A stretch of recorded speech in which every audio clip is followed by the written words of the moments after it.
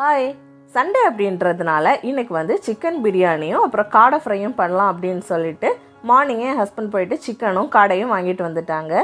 எல்லாம் வந்து வெங்காயம், தக்காளி, அப்புறம் பச்சை மிளகாலாம் கட் பண்ணி வச்சுட்டு காடையும் வாஷ் பண்ணி கொடுத்துட்டு கொஞ்சம் ஒர்க் இருக்குது அப்படின்னு சொல்லிட்டு வெளியே கிளம்பி போயிருந்தாங்க.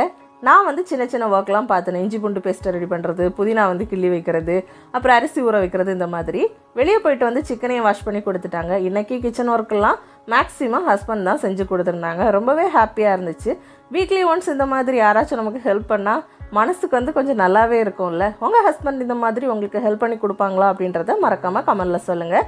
காடை ஃப்ரை வந்து சைடில் ரெடி ஆகிட்டுருக்கு. அந்த டைமில் பிரியாணியும் ரெடி ஆகிடுச்சு. இனிமேல் சிக்கனை வந்து ஃப்ரை பண்ணி எடுக்க வேண்டியது தான் பாக்கி. பிரியாணி ஓரளவுக்கு டீசெண்டாக நல்லாவே வந்திருந்தது. ஆனால் ஹஸ்பண்ட் சொன்னாங்க டேஸ்ட்டு நல்லா இருக்குன்னு. இந்த சாலட் வந்து அவங்க தான் ரெடி பண்ணியிருந்தாங்க. அப்படி சூப்பராக இன்றைக்கி சிக்கன் பிரியாணி, அப்புறம் ஃப்ரை, காடை ஃப்ரை, சாலட்லாம் வச்சு சூப்பராக சாப்பிட்டாச்சு. இன்னொரு வீடியோவில் மீட் பண்ணுறேன். பாய்.